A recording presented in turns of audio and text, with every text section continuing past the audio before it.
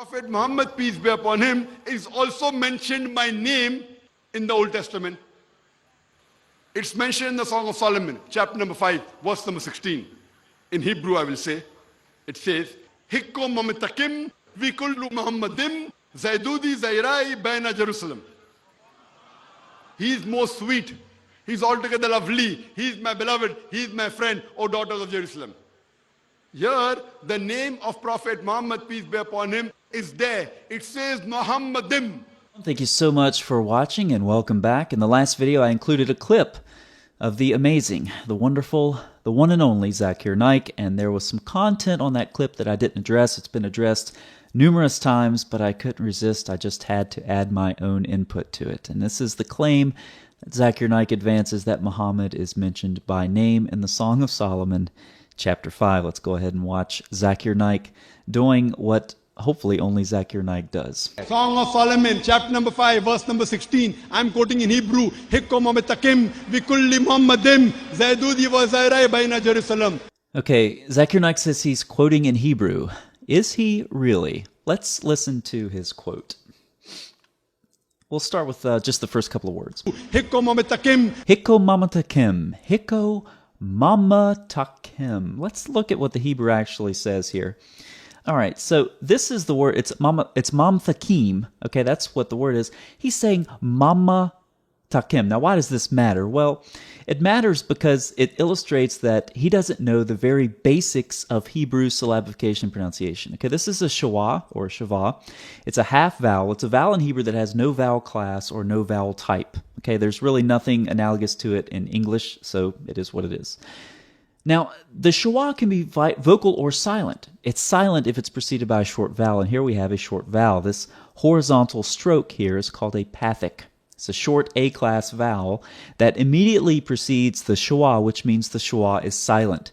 So it's not mama takim, it's mam takim. That's why when you look at the transliteration over here, it's one syllable, mam, not mama. Okay, so for someone who knows Hebrew and listens to Zakir Naik, it's like, I don't know what you're quoting, but it illustrates that he doesn't even know the basics of Hebrew syllabification pronunciation. But it doesn't stop there. Let's go a little bit further. All right, so there you heard it. Let me play that again. Did you hear it that time? Zaydudi. Zaydudi. Okay? Zaydudi. You heard it. You heard it from Zakir Naik first. This is the word that Zakir Naik is referring to in Hebrew. Okay, it's a long O class vowel. Okay, this is a holem vav right here. It's not duty. Okay, it's okay. I'm not going to spend too much time on that because I'm not going to be able to keep my composure. Let's move on to the next one.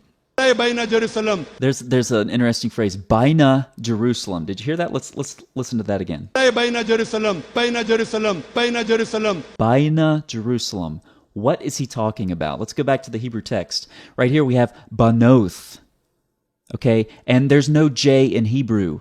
Okay, let me drag the magnifier up again. So you have banoth, which is daughters, plural, construct form, daughters of, and then he says Jerusalem. I don't know what Jerusalem is. Okay, in Hebrew there's no J. If you're going to quote from the Hebrew, I'm quoting in Hebrew. Then quote the Hebrew. Don't add consonants that aren't in the Hebrew alphabet. There's a start.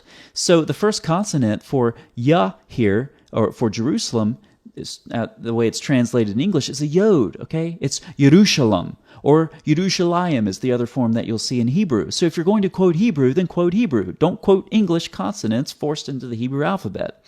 Banoth. He doesn't say banoth. He says banai. Did you hear that? Baina. He says banai. Now, what is banai? Let's look at the Hebrew Bible elsewhere. Here we have all the sons of Perez. Sons of. Okay? Daughters of in the Song of Solomon. Sons of. Now, what is sons of in Hebrew? Over here, we have kol, banei. Okay, the plural construct form of sons is banei, of daughters, banoth. So Zakir Naik means to say, over here, he means to say banoth in the Song of Solomon, but instead he's saying banei. He means to say daughters of Jerusalem, but he says sons of. So, what do we know from this so far? Well, we know that we're on very good grounds. I mean, for me, I want to learn Hebrew. I want to learn what the Hebrew Bible says from someone who doesn't even know how to pronounce basic Hebrew words. I want to learn Hebrew from someone who doesn't even know basic Hebrew pronunciation and syllabification. That's what I want to do. And what we know from this short quote that Zakir Naik attempts to render in Hebrew, what we know is that we are on very good grounds for believing what Zakir Naik says about finding the name of Muhammad in Song of Solomon 5:16. I mean, what more credible source could you go to?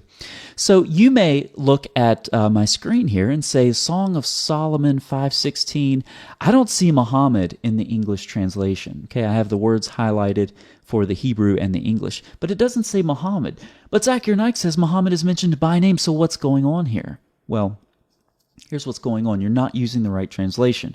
Maybe you're using some translations like the ESV or the New King James, or the NIV. What you need to use is the ZNT. The ZNT. That is the Zakir Naik translation. Okay? Now, you may say, well, I don't know where this translation is. How do I find? Well, it's only for academics, okay? It's not for you common people. It's just for people like Dr. Zakir Naik. So what I've done for you is I've run a search of where this term occurs in Hebrew. And you can see, let me switch to English. Now, I'm still in the ESV. I'm not in the Zakir Naik translation, but I want to show you that in all of the places this word occurs, and nowhere is it translated as Muhammad. Okay? But that will change when we look at the Zakir Naik translation. So I'm going to take some of these references, and I'm actually going to look them up in the Zakir Naik translation and post them on the screen for you. Okay? So let's see what the Zakir Naik translation, the ZNT, has to say about some of these texts. All right, now first of all, we'll start off with the obvious Song of Solomon 5:16. And you can see the quality of the scribal corrections here is just astounding. I mean, you can see why this is the academic-only version of the Zakir Naik translation. His mouth is most sweet, and he is altogether Muhammad. This is my beloved, and this is my friend, O sons of Jerusalem. Now, again, the text actually reads daughters of Jerusalem, but Zakir Naik says sons of Jerusalem. So, once again, we have the ZNT here is just coming through in all of its glory. I'm quoting in Hebrew. You remember I did a search earlier to see where else this word occurs that Zakir Naik claims is the name of Muhammad, and I pulled a couple of those texts out, and I do have to say the Zakir Naik translation is at least consistent. It is consistent.